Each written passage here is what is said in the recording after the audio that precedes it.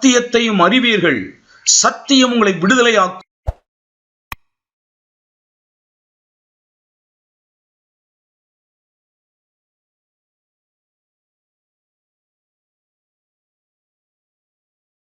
இன்னைக்கு கூட நாம் தியானிக்க போகிற வேத வசனம் சங்கீதம் 20வது அதிகாரம் 4ஆம் வசனம். அது மாத்திரமல்ல, சங்கீதம் 21:2, சங்கீதம் 20:4. அவர் உமது மன விருப்பத்தின்படி உமக்கு தந்தருளி உமது ஆலோசனைகளை எல்லாம் நிறைவேற்றுவாராக. அதே மாதிரி 21வது அதிகாரம் 2வது வசனத்தில் அவருடைய மன விருப்பத்தின்படி நீர் அவருக்கு தந்தருளி அவருடைய உதடுகளின் விண்ணப்பத்தை தள்ளாதிருக்கிறீர். ஆமென். உற்சாகமாக இருக்கிறவங்க அல்லேலூயா சொல்லுங்க பார்ப்போம். அல்லேலூயா. இன்னைக்கு கூட தேவனாகிய கர்த்தர் நம்மளோடு பேசுகிறார். மன விருப்பத்தின்படி அவர் தந்தருளுவார். இந்த 2 வசனத்துக்கும் பொதுவான ஒரு வார்த்தை என்ன அப்படின்னா, மன விருப்பத்தின்படி அவர் நமக்கு தந்தருளுவார். இப்போது விசுவாசிகளாக இருக்கிற நாம, கர்த்தருடைய பிள்ளைகள் என்று சொல்லுகிற நாம, நிறைய காரியங்கள் நம்ம மனசில் ஒன்று நினச்சி கர்த்தர் இதை நமக்கு வாய்க்க பண்ணுவார் அப்படின்னு சொல்லிட்டு நாம் அந்த காரியங்களை செய்கிறோம். ஒரு வேலை செய்யும் போதோ இந்த காரியங்கள் தேவன் எனக்கு வாய்க்க பண்ணுவார், இதில் எனக்கு நஷ்டம் வராது, இதில் எனக்கு எந்த தீங்கும் நேரிடாது அப்படின்னு நாம் நினச்சி என்ன பண்ணுறோம், நம்ம விரும்பி என்ன பண்ணுறோம், அந்த காரியத்தை நாம் செய்கிறோம். ஆனால் பெரும்பாலான நேரங்களில் நமக்கு அந்த காரியங்கள் அப்படி நடக்கிறது இல்லை. நம்ம முதலீடு பண்ணும்போது நமக்கு நஷ்டமாகிறது. நம்ம எதிர்பார்த்த அளவுக்கு நம்ம நினச்ச அளவுக்கு நமக்கு வரமாட்டுக்கு. ஆனால் வசனம் சொல்லுகிறது மன விருப்பத்தின்படி தந்தருளி அப்படின்னா, அவர் மன விருப்பத்தின்படி தந்தருள்வார் அப்படின்னா, நம்ம நினைக்கிற காரியங்கள், நம்ம விரும்புகிற காரியங்கள் நமக்கு இப்போதைக்கு அது நடந்து இருக்கணும், அப்படி தானே? ஆனால் அது நமக்கு நடக்கலை அப்படின்னா இது யாருக்கு நடைபெறும், யாருக்கு அவர் அந்த விருப்பத்தை செய்வார் அப்படின்னு நம்ம பார்க்கும்போது சங்கீதம் 145ஆம் அதிகாரம் 19ஆம் வசனம். அவர் தமக்கு பயந்தவர்களுடைய விருப்பத்தின்படி செய்து அவர்கள் கூப்பிடுதலை கேட்டு அவர்களை ரட்சிக்கிறார். யாருக்கு செய்வாரா? அவர் தமக்கு பயந்தவர்களுக்கு விருப்பத்தின்படி செய்கிறார். ஆமென். அப்போது நம்ம எல்லாருமே கர்த்தருக்கு பயப்படுற பிள்ளையா, நான் கர்த்தருக்கு பயப்படுற பிள்ளையா இல்லையா அப்படின்னு கேட்டால் அப்படி இல்லை. நாம் எல்லாருமே கர்த்தருக்கு பயப்படுகிற பிள்ளைகள் தான், அவரை விசுவாசிக்கிற பிள்ளைகள் தான், நம்ம எல்லாருமே அவருடைய பிள்ளைகள் தான். ஆனாலும் அவர் எதிர்பார்க்கிற அந்த பயம் நம்மிடத்தில் இருக்கிறதா அப்படின்னு நம்ம ஒரு நிமிஷம் நம்மளை என்ன பண்ண போகிறோம், ஆராய்ச்சி பார்க்க போகிறோம். நம்ம ஏன் கர்த்தருக்கு பயப்படுகிற பயத்துக்கு அவ்வளோ முக்கியத்துவம் அவர் கொடுக்குறான்னு நீங்கள் நினச்சி பாருங்களேன். அதாவது எந்த அளவுக்கு அது முக்கியமாக இருந்துச்சு அப்படின்னா, கர்த்தருக்கு பயப்படுகிற விஷயம் எந்த அளவுக்கு அது முக்கியமாக இருந்தது என்றால், தேவன் நீ கர்த்தருக்கு பயப்படுகிற பிள்ளையாக இருந்து நீ விரும்பினது எல்லாத்தையுமே நான் செய்வேன் அப்படிங்கிறாருன்னா அது எந்த அளவுக்கு ஒரு முக்கியமான காரியம் அப்படின்னு நம்ம பார்க்குறோம். அது மாத்திரமல்ல, இது கர்த்தருக்கு பயப்படுதல்னா என்ன அப்படின்னு நம்ம பார்க்கறதுக்கு முன்னாடி அதோட முக்கியத்துவத்தை நம்ம என்ன பண்ண போகிறோம், பார்க்க போகிறோம். அதுக்கு தான் நம்ம எடுத்து வாசிக்கலாம். மல்கியா 1ஆம் அதிகாரம் 6ஆம் வசனம். இந்த வசனத்தில் நாம் பார்க்கிறோம், நான் பிதாவானால் என்னுடைய கனம் எங்கே, நான் எஜமானனானால் எனக்கு பயப்படும் பயம் எங்கே என்று தேவன் கேட்கிறார். இப்போது நம்ம எல்லாருமே என்ன பண்ணுறோம், தேவன் தான் எனக்கு பிதா, அவர் என்னோட அப்பா நாம் சொல்கிறோம். அது போக அவர் என் எஜமானன், என்னோட எஜமானனே அப்படின்னு சொல்லி நம்ம தேவனை சொல்கிறோம், கர்த்தரை சொல்கிறோம். ஆனால் அவர் நம்மகிட்ட எதிர்பார்க்கிறார், நான் எஜமானன் ஆனால் எனக்கு பயப்படும் பயம் எங்கே, அவர் நம்மிடம் கேள்வி கேட்கிறார். அவர் அதை நம்மகிட்ட எதிர்பார்க்கிறார். அது மாத்திரமல்ல, இன்னொரு வசனத்தை கூட வாசிப்போம். உபாகமம் 5:29. அதிலையும் தேவன் குறிப்பிடுகிறார், என்னாலும் எனக்கு பயந்து என் கற்பனைகளை எல்லாம் கை கொள்ளுவதற்கு ஏற்ற இருதயம் அவர்களுக்கு இருந்தால் நலமாயிருக்கும். இந்த இடத்துலையும் தேவன் சொல்லுகிறார், என் பிள்ளை எல்லா நாளுமே, 1 நாள் 2 நாள் தேவனுக்கு பயப்படுற ஒரு பயம் இல்லை, எல்லா நாளுமே என்ன பண்ணணுமா, தேவனுக்கு பயப்படுகிற ஒரு பிள்ளையா இருந்து அவருடைய கற்பனைக்கு கீழ்ப்படுகிற பிள்ளையா நம்ம இருக்கணும் அப்படின்னு அவர் நினைக்கிறார், அவர் ஆசைப்படுகிறார். அதுதான் சொல்றாரு, அப்படி இருந்தா என் பிள்ளை அப்படி இருந்தா நல்லா இருக்குமே, நல்லா இருக்கும், அவர் நம்மகிட்ட எதிர்பார்க்கிறார். இது அந்த அளவுக்கு முக்கியமான ஒரு காரியம். கர்த்தருக்கு பயப்படுதல் அப்படின்னா தேவன் நம்மிடத்தில் எதிர்பார்க்கிற ஒரு முக்கிய முக்கியமான காரியம். அது ஒரு முக்கியமான காரியம் என்பதனால தான் நம்ம அந்த பிள்ளைகளாக இருக்கும்போது, கர்த்தருக்கு பயந்த பிள்ளைகளாக இருக்கும்போது, தேவன் நமக்கு நாம் விரும்பியதை அவர் நமக்கு செய்ய வல்லவராக இருக்கிறார். ஆமென். இப்பொழுது கூட முதலாவதாக கர்த்தருக்கு பயப்படுகிற பயம் பயம் பயம் நம்ம பார்க்கிறோம். இயல்பாகவே மனுஷங்களுக்கு ஒரு பயம் உண்டு. இருட்டை பார்த்தா பயப்படுவாங்க, இல்லை பேயின்னு சொன்னாலும் என்ன பண்ணுவாங்கன்னா பயப்படுவாங்க. எல்லாருக்குமே இயல்பாக பயம் இருக்குது. ஒரு அதிகாரி, ஒரு போலீஸ் நம்ம வீட்டுக்கு சடனாக வராங்கன்னா நமக்கு பயம் ஆயிரும். ஒருவேளை அவங்க அட்ரஸ் கேட்க கூட நம்ம வீட்டுக்கு வந்திருக்கலாம், ஆனாலும் நமக்கு ஒரு பயம் வந்துடும். மனுஷங்க அப்படின்னாலே இயல்பாக அவங்களுக்கு ஒரு பயம் இருக்குது. அந்த பயத்தை தேவன் எதிர்பார்க்கிறாரா அப்படின்னா இல்லை. எல்லா அதிகாரிகளையும் பார்த்தா நம்ம ஒரு பயப்படுறோம்ல, அந்த பயத்தை தான் தேவன் எதிர்பார்க்கிறாரா அப்படின்னா இல்லை. அவர் எதிர்பார்க்கிற பயம் வேற. அப்படின்னா அந்த பயம் என்ன அப்படின்னா, எல்லாத்துக்கும் தெரிஞ்ச ஒரு வசனம், நீதிமொழிகள் 8ஆம் அதிகாரம் 13ஆம் வசனம். அந்த வசனத்தில் தீமையை வெறுப்பதே கர்த்தருக்கு பயப்படும் பயம் அப்படின்னு எழுதியிருக்கு. தீமையை வெறுப்பதே கர்த்தருக்கு பயப்படும் பயம். அப்போது கர்த்தருக்கு பயப்படுகிறதுனா என்னது? நம்ம நினைக்கிற மாதிரி ஐயோ கடவுளா அப்படின்னு பயந்து நடுங்கி அப்படி இல்லை. அவர் என்ன சொல்கிறாரு அப்படின்னா, நீ தீமையை வெறுத்தாலே போதும், அதுதான் என்னது? கர்த்தருக்கு பயப்படுகிற பயம். அல்லேலூயா.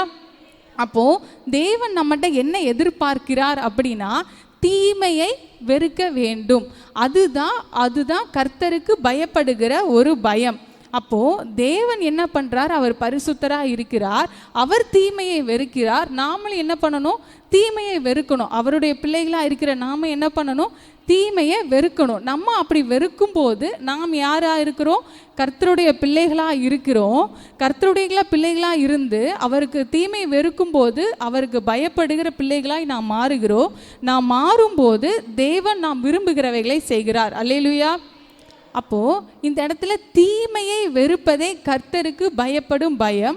அது மாத்திரமல்ல, பின்னாடி தேவன் ஒரு 4 காரியங்களை வெறுக்கிறார். அதாவது பெருமை, அகந்தை, தீய வழி, புரட்டுவாய், இவைகளையும் தேவன் வெறுக்கிறார் என்று நம்ம அதே வசனத்தில் நம்ம பார்க்கிறோம். இதுக்கு முன்னாடி நம்ம இன்னொரு கேள்வி கேட்கலாம், தீமைனா என்ன? தீமையை தேவன் வெறுக்கிறார் அப்படின்னா தீமைனா என்ன? தீமைனா என்ன அப்படின்னு சொல்லி எனக்குள்ள இந்த கேள்வி வந்துச்சு. தீமையை வெறுத்தாதா கர்த்தருக்கு பயப்படுகிற பயம்? அப்போது தீமைனா என்னன்னு தெரிஞ்சாதானே நம்ம அதை வெறுக்க முடியும். நமக்கு தெரியலன்னா நாம் அதை எப்படி வெறுக்க முடியும்? அதை எப்படி நம்ம ஆசீர்வாதத்தை நம்ம பெற்றுக்கொள்ள முடியும்? அப்படின்னு சொல்லிட்டு தீமையா என்ன அப்படின்னு நான் அதை யோசிக்கும் போது தேவன் எனக்கு ஒரு காரியத்தை கற்றுக் கொடுத்தார். தீமை என்பது ஒரு பாவம் இல்லை அப்படின்னா அது பாவத்தின் வெளிப்பாடு, பாவ செயல் அப்படின்னு நம்ம சொல்லலாம். இதுக்கு உதாரணமாக உபாகமம் 22ஆம் அதிகாரம் 22ஆம் வசனம். உபாகமம் 22ஆம் அதிகாரம் 22ஆம் வசனம். புருஷனுக்கு விவாகம் பண்ணப்பட்ட ஸ்திரீயோட ஒருவன் சயனிக்க கண்டுபிடிக்கப்பட்டால் அந்த ஸ்திரீயோட சயனித்த அந்த மனுஷனும் அந்த ஸ்திரீயும் இருவரும் சாக வேண்டும். இப்படியே தீமையை இஸ்ரவேலிலிருந்து விலக்க கடவாய். ஆமென். அதாவது என்ன அப்படின்னா, இந்த ஒரு சம்பவத்தில் மட்டும் இல்லை, இங்கே என்ன நடக்குது? ஒரு வேசித்தனம் நடக்குது, ஒரு விபச்சாரம் நடக்குது. தேவன் என்ன சொல்கிறாருன்னா, அவங்க என்ன பண்ணணும்? வேசித்தனம் பண்ண அந்த 2 பேருமே சாகணும். அப்படி நீ பண்ணுறதுனால தீமையை உன்னிடத்திலிருந்து விலக்கி போடு அப்படின்னு அவர் சொல்கிறார். அப்படின்னா வேசித்தனங்கிறது என்னது? ஒரு பாவம். இந்த உபாகமத்தில் இந்த ஒரு இடத்துல மட்டும் அப்படி சொல்லலை. நீங்கள் நியாயப்பிரமாணத்தை என்ன வாசித்தாலும் ஒரு நியாயப்பிரமாணம் கொடுத்துருக்கு அப்படின்னா கீழ்ப்படியணும். அப்படி நீ கீழ்ப்படியிலையா அவனை கல்லெறிஞ்சு கொன்று அப்படி தீமையை உன்னை விட்டு விலக்கு. அது மாத்திரம் இல்லை, எல்லா இடத்துலையுமே அப்படிதான். நீ விக்கிரக ஆராதனை பண்ணுறியா? அப்போ பண்ணக்கூடாது, அந்த தீமையை உன்னை விட்டு விலக்கு. இந்த இடம்லாம் எங்கெல்லாம் அவர் தீமையை விலக்குன்னு சொல்கிறாரோ அது எல்லாமே என்னதுன்னா ஒரு கட்டளையோட மீறுதலாக இருக்குது. அது ஒரு பாவத்தின் வெளிப்பாடாக இருக்குது. அப்போ தீமைனா என்னது அப்படின்னா அது ஒரு பாவ செயல். அந்த பாவத்தை நாம் செய்கிறோம் அப்படின்னா அந்த பாவத்தை நம்மகிட்ட இருந்து என்ன பண்ணணும்? எடுத்து போடணும். அதைத்தான் அவர் சொல்கிறாரு, தீமையை என்ன பண்ணு, உன்கிட்ட இருந்து அதை விலக்கி போடு. அந்த பாவம் என்ன பண்ண வேண்டாம், உனக்கு வேண்டாம். அப்போ தீமைனா என்னது? அது ஒரு பாவம். இது இன்னும் நமக்கு அது பழைய ஏற்பாட்டில் மட்டும் இல்லை, புதிய ஏற்பாட்டில் ரோமர் 7ஆம் அதிகாரம் 19-20 வசனத்தில் கூட நாம் அதை வாசிக்கிறோம். ரோமர் 7 ஆகையால் நான் விரும்புகிற நன்மையை செய்யாமல் விரும்பாத தீமையே செய்கிறேன். அந்தபடி நான் விரும்பாததை நான் செய்யாமல் நான் அல்ல, எனக்குள்ளே வாசமாயிருக்கிற பாவமே அப்படி செய்கிறது. ஆனபடியால் நன்மை செய்ய விரும்புகிற என்னிடத்தில் தீமை என்று எண்ணுகிற ஒரு பிரமாணத்தை காண்கிறேன். இது யார் சொல்றா அப்படின்னா பவுல் சொல்லுகிறார். அதாவது நல்லா இந்த வசனத்தை கவனிச்சிங்கன்னா உங்களுக்கு புரியும். அவர் 2 விஷயத்தை அவர் சொல்லுறார். ஒன்று என்ன அப்படின்னா அவருக்கு விரும்புகிற நன்மை, இன்னொன்று என்ன அப்படின்னா அவர் விரும்பாத தீமை. இந்த 2 காரியங்களை அவர் சொல்லுகிறார்.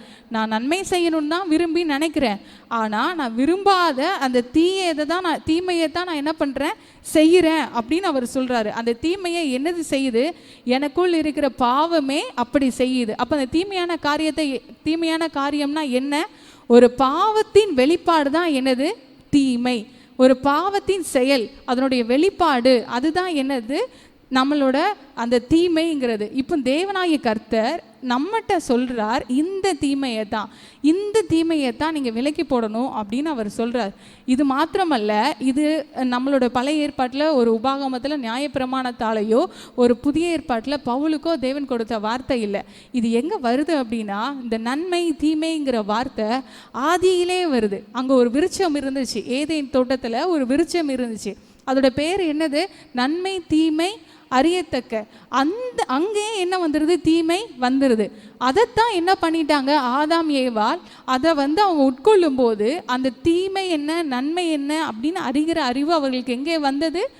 ஆதியிலே வந்துட்டு. அது அவங்களுக்கு புதுசாக ஒன்று பிறந்து அது வரலை. அது எங்கே வந்துச்சா நமக்கு? அது நமக்கு ஆதி ஆகமத்திலேயே நமக்கு வந்துட்டு அப்போது அது நடைபெற்ற அவர் என்ன பண்ணிடுறாருன்னா தோட்டத்தை விட்டு அவங்க 2 பேர்த்தையும் அனுப்பிடுறாங்க. அது நடைபெற்ற அடுத்த அதிகாரத்திலே நம்ம பார்த்தோம் அப்படின்னா காயின் ஆபேல் அப்படின்னு 2 பேர் சகோதரர்கள் இருக்கார்கள், அண்ணன் தம்பி. தேவன் ஆபேலின் காணிக்கையை அங்கீகரித்தார், காயினின் காணிக்கையை அங்கீகரிக்கவில்லை. அப்படின்னு நினைக்கும்போது கர்த்தர் அந்த இடத்துல காயினை நோக்கி ஒரு வார்த்தை சொல்கிறார். 4ஆம் அதிகாரம் 6வது வசனம் 7வது வசனம்.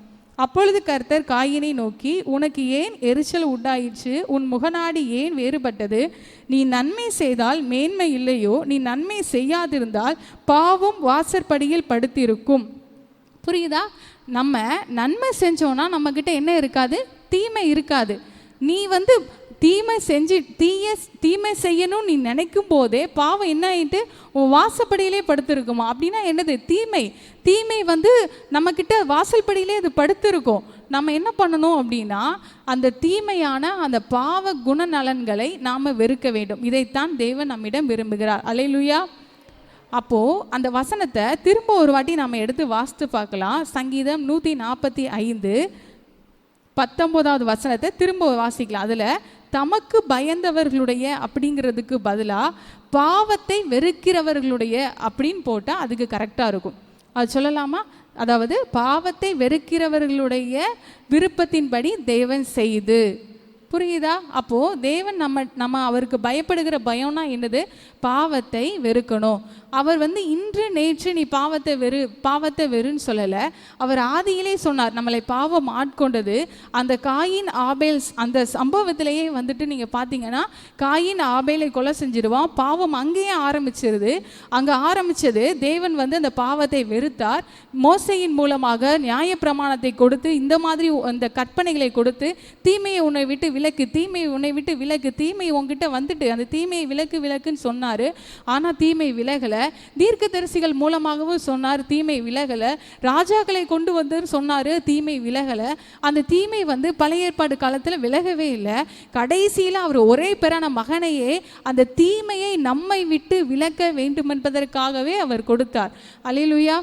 அதை நாம் உணர்ந்து கொள்ளும்போது அப்போது நம்மளுடைய பாவத்தை நாம் அவரை விசுவாசிக்கும் போது அவருடைய இரத்தத்தினால் நம்முடைய பாவங்கள் எல்லாமே என்ன ஆகிறது? கழுவப்பட்டுருது. நம்ம எல்லாரும் என்ன ஆயிருந்தோம்? புது மனுஷியாக புது சிருஷ்டியாக நம்ம மாறியிருந்தோம். அப்படி இருக்கிற நாம் அதிலேயே நம்ம நிலச்சி நிற்கிறோமா அப்படிங்கிறது தான் கேள்வி. அவர் என்ன சொல்லுகிறார்னா, 1 நாள் 2 நாள் எனக்கு பயப்படக்கூடாது, என்னாலும் எனக்கு பயப்பட வேண்டும். அப்படின்னா அனுதினமாக டெய்லியுமே தினந்தோறுமே நாம் செய்கிற செயல்கள் தேவனுக்கு பிரியமாக இருக்குதா? தேவனுக்கு பிரியம் இல்லையா அப்படின்னு நாம் வந்து என்ன பண்ணணுமா, நினச்சி அப்படி நாம் செய்யும்போது தேவன் நம்மளுடைய காரியங்களை அவர் வாய்க்க பண்ணுவார். அப்போ நீங்கள் சொல்லலாம், நான் கர்த்தருக்கு பயந்த ஒரு மனுஷி, தேவன் நான் விரும்புகிற எல்லாவற்றையும் எனக்கு செய்வார் அப்படின்னு சொல்லிட்டு. அல்லேலூயா. இதுக்கு ஒரு உதாரணமாக நாம் எடுத்துக்கொள்ளலாம், யோசேப்போட சம்பவத்தை நாம் எடுத்துக்கொள்ளலாம். யோசேப்பு வந்துட்டு அவர் வந்து தேவனுக்கு பயப்படுகிற ஒரு மனுஷன். இதை நம்ம எங்கே வாசிக்கிறோம் அப்படின்னா, ஆதியாகமம் 42ஆம் அதிகாரம், ஆதியாகமம் 42ஆம் அதிகாரம் 18ஆம் வசனம். 3ஆம் நாளிலே யோசேப்பு அவர்களை நோக்கி, நான் தேவனுக்கு பயப்படுகிறவன் அப்படின்னு அவர் சொல்கிறார். இது எந்த இடத்துல வருது அப்படின்னா, இவர் வந்து யோசேப்பு வந்து அவரை பார்த்தே சொல்கிறாரு, நான் வந்து யார், தேவனுக்கு பயப்படுகிற ஒரு மனுஷன். நாம் அந்த யோசேப்பின் கதைகளை பார்க்கறதுக்கு முன்னாடி ஒரு விஷயத்தை நம்ம கற்றுக்கணும். என்ன அப்படின்னா, யோசேப்பு வந்து நமக்கு தெரியும், அவர் வந்து எப்படி வாழ்ந்தார் எல்லாமே நமக்கு தெரியும். அவர் வந்து ஒரு தேவனுக்கு பயப்படுகிற மனுஷன். புரியுதா?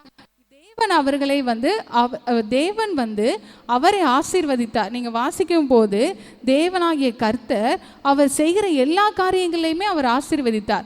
எப்படி அவர் வந்து அந்த போர்த்திபாரின் வீட்டில் அவர் வந்து அடிமையாக அவரை அனுப்பி விட்டாங்களோ, அப்போ அவர் செஞ்ச எல்லா காரியத்திலையுமே தேவன் அவர்களை ஆசீர்வதித்தார். அவர் செய்கிற எல்லா 39ஆவது அதிகாரம் ஆதியாகமம் 3ஆவது வசனம், கர்த்தர் அவனோட இருக்கிறார் என்றும் அவன் செய்கிற யாவையும் கர்த்தர் வாய்க்க பண்ணுகிறார் என்றும் அவன் எஜமான் கண்டு யோசேப்பினிடத்தில் தயவு வைத்து அவனை தனக்கு ஊழியக்காரனும் தன் வீட்டுக்கு விசாரணைக்காரனுமாக்கி தனக்கு உண்டான யாவற்றையும் அவன் கையில் ஒப்புவித்தார். தேவன் அவனோடு இருக்கிறார் அப்படிங்கிறது யாருக்கு தெரியுதுன்னா, அந்த போத்திபாருக்கு தெரியுது. அதனால் அவன் என்ன பண்ணுறான் அப்படின்னா, அவன் கையில் இருக்கிற எல்லா அதிகாரத்தையும் யோசேப்பின் கையில் வந்து கொடுத்துட்றாரு. கொடுத்ததுக்கு அப்புறம்தான் அங்கே என்ன நடக்குது அப்படின்னா, அந்த போத்திபாரின் மனைவி வந்துட்டு அவர்கிட்ட தவறான விதத்தில் நடந்து கொள்ளும்போது அப்போ யோசேப்பு சொல்லுகிறார் 9ஆவது வசனத்தில், இப்படி இருக்கு நான் இத்தனை பெரிய பொல்லாங்குக்கு உடன்பட்டு தேவனுக்கு விரோதமாய் பாவம் செய்வது எப்படி என்றார். அவர் கூட தேவன் இருந்தார். அவருடைய உள்ளத்தை பாருங்களேன்.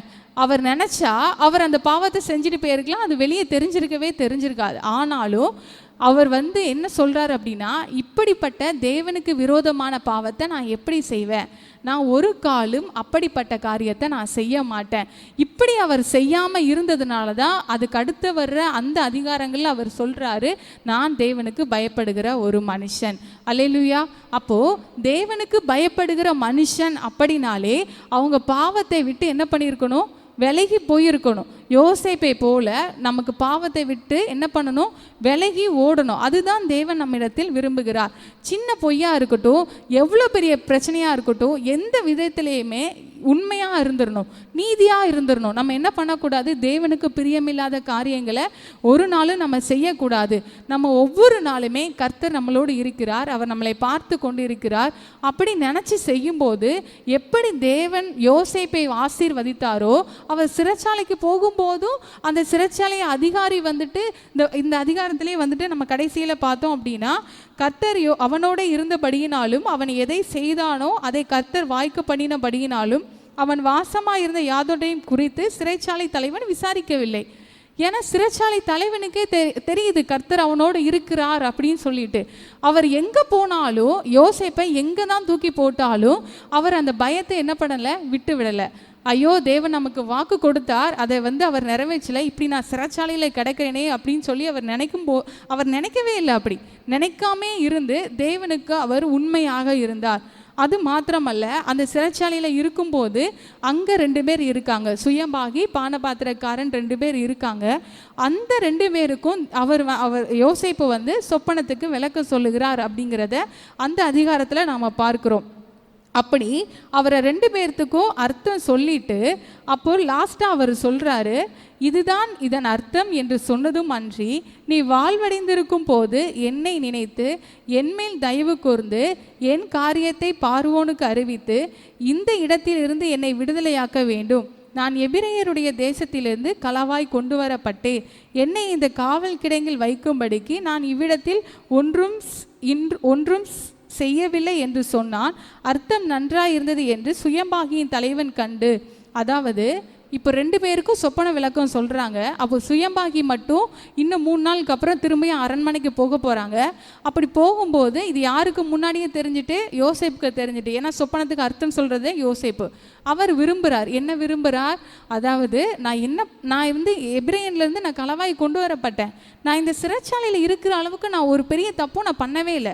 அவர் விரும்புகிறார். அந்த இடத்துல வந்துட்டு அவர் விரும்பினாருங்கிற வார்த்தை இல்லை, ஆனால் அவர் விரும்ப போய் தான் அவர் கேட்குறாரு, நீ அங்கே போனதுக்கப்புறம் ராஜா கிட்ட போய் என்னை பற்றி சொல்லு. இப்படி ஒருத்தங்க இருக்கிறான், ஆனால் அவன் என்ன பண்ணலை, எந்த தப்புமே பண்ணலை, தப்பு பண்ணாமல் தண்டனை அனுபவிச்சுட்டு இருக்கான், என்னை பற்றி சொல்லு அப்படின்னு அவர் சொல்கிறார். அவரை அந்த சிறைச்சாலையில் இருக்கிறத அவர் விரும்பலை இங்கே போய் தானே அவர் சொல்கிறாரு. இல்லைன்னா அவர் ஏன் சொல்ல போகிறாரு? அவர் சொல்கிறாரு. அவர் சொன்னதுக்கப்புறம் அந்த சுயம்பாகி கூட நான் சொன்ன அந்த யோசேப்பை வந்து என்ன பண்ணியிருக்கலாம், மறந்துருக்கலாம். ஆனால் தேவன் அதை மறக்கவில்லை. அல்லேலூயா.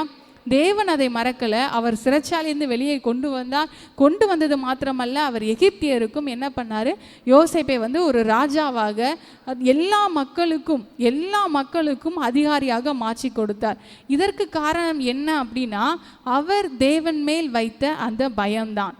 அந்த பயம் நீங்கள் நினைக்கலாம், அப்போது இந்த வசனத்தில் என்ன இருக்குது, அவருக்கு பயந்தவர்களுடைய விருப்பத்தின்படி அவர் செய்கிறார் அப்படின்னா, யோசேப்பு வந்து அவருக்கு பயப்படும் போது அவரோட மனசில் நான் இப்படி பயந்து இருந்தேன்னா கர்த்தர் என்னை ஆசீர்வதிப்பார்னு அவர் நினைக்கல. ஒருவேளை யோசேப்பு சிறைச்சாலையிலேயே மறித்து போயிருந்தாலும் அவர் கர்த்தருக்கு பயப்படுகிற மனுஷன்தான். இதைத்தான் தேவன் நம்மிடம் எதிர்பார்க்கிறார். அதாவது ஒரு நாள் நம்ம பாவம் செய்யாமல் இருந்துட்டு, 2 நாள் இருந்துட்டு, 3 நாள் இருந்துட்டு, திரும்ப நமக்கு ஒன்றுமே நடக்கலையே அப்படின்னு சொல்லிட்டு நாம் தவறு பண்ணுறது, அதுதான் வந்து தேவன் நம்ம இடத்துல விரும்பலை. நம்ம 1 நாள் இருப்போம், 2 நாள் இருப்போம், நம்மளால் என்னாலும் இருக்க முடியுமான்னு கேட்டால் இல்லை. ஆனால் அந்த இடத்துல யோசேப்பு இருந்தால் நிச்சயம் அவர் இருந்திருப்பார். ஒருவேளை அவர் சிறைச்சாலையிலேயே அவர் மரித்து போயிருந்தாலும் அவர் தேவனுக்கு பயப்படுகிற ஒரு மனுஷனாகத்தான் இருந்திருப்பார். அதே போல தான் இன்றும் தேவன் நம்மிடம் எதிர்பார்க்கிறார். ஒரு ஆசீர்வாதம் கிடைக்கும், அதனால நான் தேவனுக்கு பயப்படணும்னு நினைக்கிறேன், என் விருப்பமெல்லாம் நிறைவேறணும், அதனால நான் தேவனுக்கு பயப்படணும், பாவத்தை விட்டு விலகணும். அது இந்த உலகத்தோட முடிஞ்சு போகிறதே கிடையாது. எப்படி அது ஆதியிலே ஆரம்பிக்கப்பட்டதோ அது இனி நியாய தீர்ப்பு வர நம்ம போகும். நம்ம நியாய தீர்ப்பு வர நம்ம அதில் நிலைத்திருக்கணும், எல்லாரும் அதில் நிலைத்திருக்கணும். அப்படி நிலைத்திருக்கும் போது தான் நமக்கு அந்த ஆசீர்வாதங்கள் கிடைக்கும். ஒருவேளை நாம் இந்த பூமியில் அதற்கு நமக்கு பலன் கிடைக்கவில்லை என்றாலும் தேவன் நிச்சயம் அதை நமக்கு பரலோகத்தில் தருவார். அல்லேலூயா. நியாய தீர்ப்பில் கண்டிப்பாக நிச்சயம் அதை கொண்டு வருவார் என்ற விசுவாசம் நமக்குள்ளே வேணும். ஒவ்வொரு நாளும் விசுவாசத்தோட, இன்னைக்கு இல்லைனாலும் நாளைக்கு நடக்கும், நாளைக்கு நடக்காவிட்டாலும் என் தேவன் என்னோடு தான் இருக்கிறார். அல்லேலூயா. நமக்கு அப்படிப்பட்ட ஒரு விசுவாசம், அப்படிப்பட்ட ஒரு பக்தி, ஒரு பயம் நமக்கு வேணும். இன்னைக்கு இல்லைனாலும் என்ன, தேவன் நாளைக்கு இல்லைனாலும் என்ன, தேவன் வந்து நிச்சயம் என்னைக்காவது ஒரு நாள் அதை நிறைவேற்றுவார். அப்படிங்கிற ஒரு பக்தி வைராக்கியம், ஒரு பயம், கர்த்தருக்கு பயப்படுகிற பயம் நமக்குள்ளே வந்ததே ஆனால் அவர் நிச்சயமாக நாம் விரும்புகிறபடி எல்லாம் அவர் செய்வார். அப்போ நீங்கள் கேட்கவே வேண்டாம், ஏன்னா நீங்கள் அவருக்கு பயந்து இருக்கும்போது நிச்சயமாக அவருக்கு பிரியமானதை தான் யோசிப்பீங்க. பாவமான காரியங்களை நம்ம எப்படி யோசிப்போம்? அவருக்கு பிரியமில்லாத காரியங்கள் நிச்சயம் நம்ம மனசில் வரவே வராது, வர வாய்ப்பு இல்லை. ஏன்னா நம்ம தான் கர்த்தருடைய பிள்ளைகளாச்சு, அவருக்கு தான் பயந்து நடக்கிறோமே. அப்படி இருக்கும்போது அவருக்கு விருப்பமானது தான் நாம் விரும்பப்படுவோம், அவர் யோசிக்கிறது தான் நம்ம யோசிப்போம். அவருக்கு பிரியமான மகளாய் நாம் மாறும்போது நாம் செய்கிறவைகள் எல்லாம் தேவனுக்கு பிரியமாக இருக்கும். அப்படி பிரியமாக இருக்கிற காரியங்கள் எல்லாவற்றையும் தேவன் நமக்கு வாய்க்க பண்ணுவார். அல்லேலூயா. இன்னும் ஆபிரகாமை கூட பார்க்கிறோம், அவரும் கர்த்தருக்கு பயப்படுகிற ஒரு மனுஷன்தான். அது எப்போ அப்படின்னா, ஆபிரகாம் அவருடைய மகனை ஈசாக்க பலி கொடுக்க போகும்போது அவர் சொல்றாரு, என் ஏகசுதனும், அதாவது அந்த வசனத்தை நம்ம எடுத்து வாசித்துடலாம். ஆதியாகமம் 22ஆம் அதிகாரத்தில் அந்த சம்பவங்கள் உண்டு.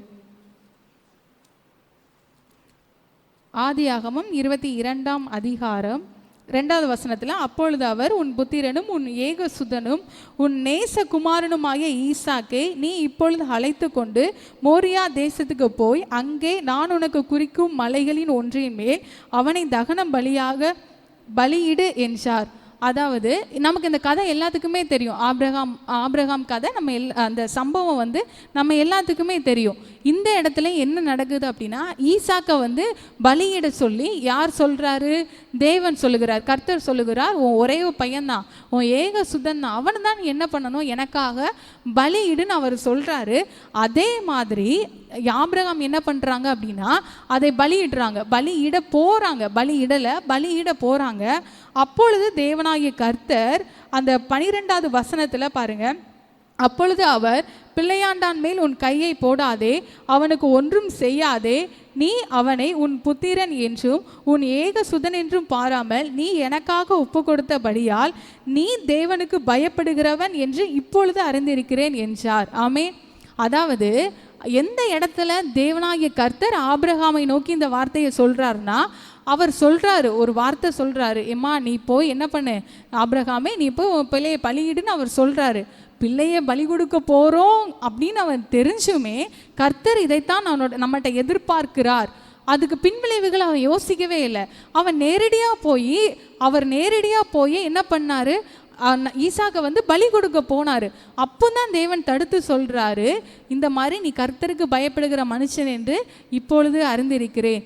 சில நேரம் நமக்கு ஒரு பாடுகள் வரும், அதன் மூலமா கூட நம்மளை தேவன் சோதிக்கலாம். ஆனாலும் அதில் நாம் எப்படி நிலைத்திருக்கிறோம் என்பதே முக்கியம். அதே போலதான் அதே ஈசாக்கை தான் தேவன் ஆசீர்வதித்தார், அதே ஆபிரகாமை தேவன் ஆசீர்வதித்தார். அதற்கு காரணம் என்ன? அவர்கள் அனைவரும் தேவனுக்கு பிரியமா இருந்தார்கள், அவர்கள் கர்த்தருக்கு பயப்படுகிறவர்களா இருந்தார்கள். அப்படி இருக்கும் போதுதான் தேவன் என்ன சொல்லுகிறார், அவர்களுடைய கையின் பிரயாசங்களை ஆசீர்வதிக்கிறார். அவர்கள் விதை விதைத்தால் தேவன் ஆசீர்வாதத்தை கொடுக்கிறார்.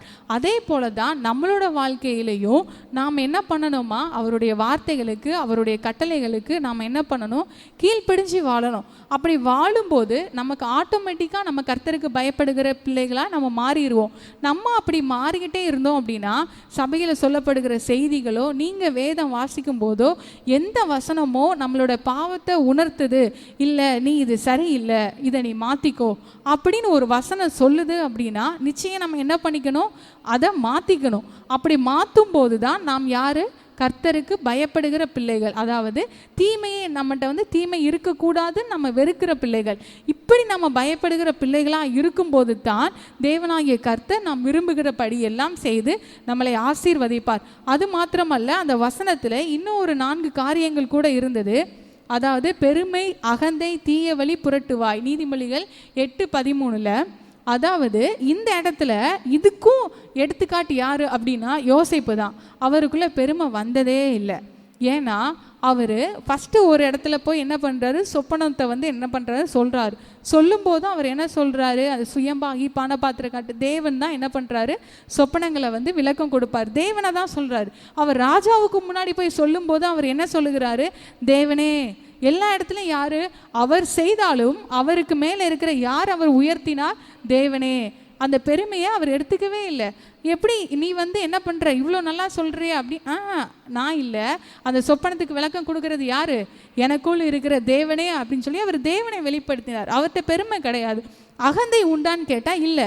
அகந்தைனா என்னது, மற்றவங்கள இழிவாக பார்க்கிற ஒரு பார்வை. அந்த காரியம் யோசேப்பின் இடத்தில் இருந்தது என்றால் இல்லை. அவரை தூக்கி குழியில போட்ட அவருடைய சகோதரர்களை திரும்பி அவர்கிட்ட வரும்போது கூட அவர் இழிவா பார்க்கல. அவர்களுக்கும் அவர் என்ன பண்ணாரு, தானியத்தை கொடுத்தார். யாரையுமே அவர் இழிவா பார்க்கவே இல்லை. அதுக்கப்புறம் வந்து தீய வழினா அந்த போத்திபாரின் மனைவியின் இடத்துல அவர் வந்து என்ன பண்ணாருன்னா நீதியான வழியை தான் தேர்ந்தெடுத்தார்.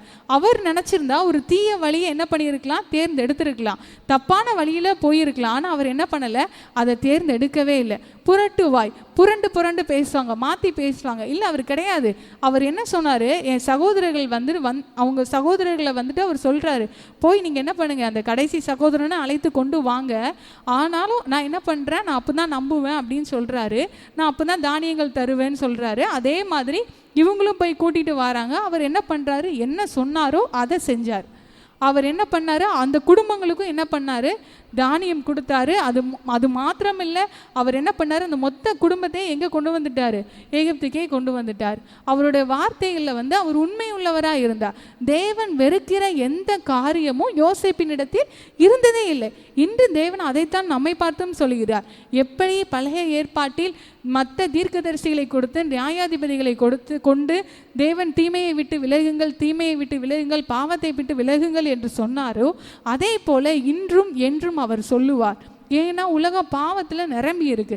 இந்த பாவத்தை விட்டு நாம் வெறுக்கும் போது தேவனாகிய கர்த்தர் நம்முடைய விருப்பங்கள் படியெல்லாம் செய்து நம்மளை ஆசீர்வதிப்பார். எப்படி யோசேப்பின் கரங்களை தேவன் ஆசீர்வதித்தாரோ, எப்படி ஆபிரகாமை ஆசீர்வதித்தாரோ, அதே போல நாம் அவருக்கு பிரியமாக இருக்கும்போது தேவனாகிய கர்த்தர் நம்மளையும் ஆசீர்வதிப்பார். ஆமே. கர்த்தருடைய நாமத்துக்கு மகிமை உண்டாவதாக. கரங்களை உயர்த்தி எல்லா பிள்ளைகளும் தேவனுடைய சித்தத்தை செய்யும்படி நான் தொடர்ந்து ஓடுவதற்கு என் தேவன் எனக்கு கிருபை தருவாராக. அல்லேலூயா, அல்லேலூயா. தேவனே, எல்லா பிள்ளைகளும் கரங்களை உயர்த்தி ஆண்டவரை கேளுங்க. ஆண்டவரே, நல்ல உமக்கு ஏற்ற விருப்பத்தை என்னில் உண்டாக்குங்க ஆண்டவரே. உமக்கேற்ற விருப்பத்தை என்னில் உண்டு பண்ணும் ஆண்டவரே. அல்லேலூயா, அல்லேலூயா, அல்லேலூயா, அல்லேலூயா, அல்லேலூயா. உமக்கேற்ற விருப்பத்தை தேவனே என் இருதயத்தில் உண்டாக்குங்கப்பா. எல்லா பிள்ளைகளும் கேளுங்க. ஆண்டவருக்கு சித்தமானால் உங்களால் முடிஞ்சா சோத்திரம், சோத்திரம். ஒரு கரங்களை உயர்த்தி இன்னொரு கரத்தை மார்பில் வைத்துக்கொண்டு கேளுங்க ஆண்டவர்கிட்ட. அப்பா, உங்களுக்கு விருப்பமான ஆண்டவரே, அப்பா உங்களுக்கு பிடித்த விருப்பத்தை என்னில் உண்டு பண்ணுங்க ராஜா. அல்லேலூயா, அல்லேலூயா, அல்லேலூயா, அல்லேலூயா. ஆண்டவரே, இரவெல்லாம் விழித்திருந்து ஜெபிப்பது ஆண்டவரே உங்களுக்கு விருப்பமா? ஆண்டவரே, என்னிலே உண்டு பண்ணுங்க, என்னிலே உண்டு பண்ணுங்க ஆண்டவரே. தகப்பனே, உமக்காக நான் ஒவ்வொரு நாளும் ஆண்டவரே பல மைல் தூரம் நடந்து கர்த்தாவே உமக்கென்று வாகனங்களிலே சென்று கர்த்தாவே சுவிசேஷத்தை அறிவிக்க வேண்டுமா? என் இருதயத்தில் கர்த்தாவே நல்ல விருப்பத்தை உண்டு பண்ணுங்க. ஏழைகளுக்கு உதவி செய்யணுமா? விருப்பத்தை எனக்குள்ள தாங்க ஆண்டவரே. ஹல்லேலூயா, ஹல்லேலூயா. போதகரோடு இணைந்து இந்த சபை வளர்ச்சிக்கு நாங்கள் பாடுபட வேண்டுமா? கர்த்தாவே, எங்கள் இருதயத்தில் நல்ல விருப்பத்தை உண்டு பண்ணுங்க. ஹல்லேலூயா, ஸ்தோத்திரம். ஆண்டவரே, சபையின் தேவைகளுக்காக நாங்கள் கொண்டு வந்து எங்கள் உதாரத்துவமான காணிக்கைகளை கொடுக்க வேண்டுமா? எங்கள் இருதயங்களிலே நல்ல விருப்பத்தை ஆண்டவர் உண்டு பண்ண வேண்டுமா? நாங்கள் செபிக்கிறோம். ஹல்லேலூயா, ஹல்லேலூயா, ஹல்லேலூயா. ஸ்தோத்திரம், ஸ்தோத்திரம் ஆண்டவரே, ஸ்தோத்திரம் ஆண்டவரே, ஸ்தோத்திரம் ஆண்டவரே. கர்த்தர் உங்களுக்கு நல்ல விருப்பங்களை உண்டு பண்ணுவாராக, நல்ல ஆவிக்குரிய விருப்பங்களை உண்டு பண்ணுவாராக. அதை செய்வதற்குரிய பலனை கர்த்தர் உங்களுக்கு தருவாராக, அதை நிறைவேற்றுவதற்குரிய கிருபையை தேவன் உங்களுக்கு தருவாராக. அல்லேலூயா, அல்லேலூயா, அல்லேலூயா. ஸ்தோத்திரம், ஸ்தோத்திரம், ஸ்தோத்திரம். இந்த உலகத்தில் வாழ்கிற காலத்தில் ஒரு நல்ல குடும்ப வாழ்க்கை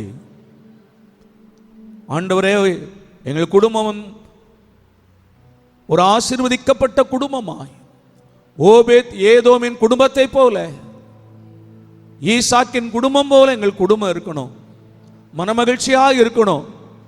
நல்ல விருப்பம். கரங்களை உயர்த்தி ஆண்டவர்ட்ட கேளுங்க. நான் அதுக்காக ஜெபம் பண்றேன். நல்ல விருப்பம். ஸ்தோத்திரம். எங்கள் வீடு ஒரு ஆவிக்குரிய நிலைமையில ஆண்டவரே தேவனுடைய வீட்டுக்கு அடுத்த நிலைமையில இருக்கணும். குடும்பத்தில் இருக்கிற பிள்ளைகளெல்லாம் நாங்கள் ஒன்று கூடி ஜெபம் பண்ணணும். ஆண்டவரே, இந்த விருப்பம் எனக்குள்ள வரட்டும், எங்க பிள்ளைகளுக்குள்ள வரட்டும். ஸ்தோத்திரம். எங்க வீட்டில் சினிமா ஓடக்கூடாது. கரங்களை வைத்து எல்லா பிள்ளைகளும் கேளுங்க. நல்ல இந்த விருப்பத்தை தேவன் நிறைவேற்றுவாராக. ஹல்லேலூயா, ஹல்லேலூயா. கடன் வாங்கக்கூடாது. பொருளாதாரத்தில் ஆசீர்வாதமா இருக்கணும். நோயற்ற வாழ்க்கைகளுக்கு தரணும். சுற்றிலும் இருக்கிற மக்களுக்கு நாங்கள் சாட்சியாக இருக்கணும். உலகத்திற்கு நாங்கள் வெளிச்சமா இருக்கணும். பூமிக்கு உப்பா இருக்கணும். கர்த்தர் இந்த நல்ல விருப்பத்தை நம்முடைய பிள்ளைகளில் உண்டாக்கி ஆண்டவரே அதை நிறைவேற்றவும் பலனையும் கிருபைகளை தர வேண்டுமா நாங்கள் ஜெபிக்கிறோம் ஐயா. ஹல்லேலூயா. பிள்ளைகளுக்கு நல்ல திருமணங்கள் நடக்கணும். ஆண்டவரே, கற்பத்தின் கனியை தேவன் பிள்ளைகளுக்கு தரணும். ஆண்டவரே, உமக்கு ஸ்தோத்திரம் அப்பா. உம்முடைய பிள்ளைகளுக்கு நல்ல விருப்பங்களையும் அதை நிறைவேற்றவும் கர்த்தர் உதவி செய்யுங்க. அவங்களுடைய இருதயத்தில் அநேக விருப்பங்கள் இருக்கலாம் ஆண்டவரே. வெளியே சொல்ல முடியாத அநேக ஆசைகள், விருப்பங்கள் இருக்கலாம் ஆண்டவரே. அதை நிறைவேற்றுவதற்கு நீர் வல்லவராக இருக்கிறீர். கரங்களை தட்டி எல்லா பிள்ளைகளும் ஆமேன்னு சொல்லுங்க. நீ அதை நிறைவேற்ற வல்லவராயிருக்கிறீர். தேவனால் எல்லாம் கூடும். என் அன்பு பிள்ளைகளை, ஆண்டவரால் கூடாத காரியம் ஒன்றுமில்லை. கர்த்தருடைய விருப்பத்தை நிறைவேற்ற நீங்கள் பிரயாசப்படும் போது உங்கள் விருப்பத்தை தேவன் நிறைவேற்றுவாராக. கரங்களை தட்டி ஆமென் சொல்லுங்க. அல்லேலூயா, அல்லேலூயா, அல்லேலூயா. நீ தேவனுடைய விருப்பத்தை நிறைவேற்றும்படி ஒப்புக்கொடு. கர்த்தர் உன் விருப்பத்தை நிறைவேற்றுவார். ஆமென், ஆமென், ஆமென், ஆமென். ஹல்லேலூயா, ஹல்லேலூயா, ஹல்லேலூயா. ஸ்தோத்திரம், ஸ்தோத்திரம், ஸ்தோத்திரம், ஸ்தோத்திரம், ஸ்தோத்திரம், ஸ்தோத்திரம், ஸ்தோத்திரம் ஆண்டவரே, ஸ்தோத்திரம் ஆண்டவரே, ஸ்தோத்திரம் ஆண்டவரே. நம்முடைய தேவனால் எல்லாம் கூடும். கர்த்தர் உங்களை ஆசீர்வதித்து நீங்கள் இருக்கிற இடத்துல கர்த்தர் உங்களை பிரகாசமான வெளிச்சமாய், மலை மேல் இருக்கிற பட்டணமாய் கர்த்தர் உங்களை வைப்பாராக. அல்லேலூயா. அதே போல நம்முடைய சபை இந்த அம்பாசமுத்திரம் தாலுகாவில் ஒரு உயர்ந்த இடத்துல கர்த்தர் நம்முடைய சபையை வைப்பாராக. அல்லேலூயா. பரலோக பிதாவே, சர்வ வல்லமை உள்ள தேவனே, இந்த நாளிலும் ஆண்டவருடைய வார்த்தையை ஆண்டவரே பிள்ளைகளுக்கு கொடுக்கத்தக்கதாக அருமையான மகள் எப்சிபா சாமுவேலை கர்த்தர் பயன்படுத்தின கிருபைகளுக்காக ஸ்தோத்திரம். ஒரு அற்பமான ஆரம்பம் ஆண்டவரே. நம்முடைய பிள்ளைகள் இன்னும் ஆயிரம் பிரசங்கங்களை செய்யும்படி அவர்களை ஆசீர்வதியும் ஆண்டவரே. இந்த வார்த்தைகள் அநேகம் பிள்ளைகளை உயிர்ப்பிக்கட்டும், அநேக குடும்பங்களுக்கு ஆசீர்வாதமாக இருக்கட்டும். கர்த்தாவே, பிள்ளைகளை பயன்படுத்தும்படி நாங்கள் ஜெபிக்கிறோம். சபை பிள்ளைகளை உங்களுடைய கையில் ஒப்புக் கொடுக்கிறோம். காத்துக்கொள்ளும், அவர்களை ஆசீர்வதியும். மகிமை கர்த்தருக்கு செலுத்துகிறோம். கர்த்தராகிய இயேசு கிறிஸ்துவின் நாமத்தில் வேண்டிக் கொள்கிறோம் எங்கள் நல்ல பிதாவே, ஆமென். ஆத்துமாவே கர்த்தரை ஸ்தோத்திரி, என் முழு உள்ளமே உடைய பரிசுத்த நாமத்தை ஸ்தோத்திரி. என் ஆத்துமாவே கர்த்தரை ஸ்தோத்திரி, கர்த்தர் செய்த சகல உபகாரங்களையும் மறவாதே, ஆமென்.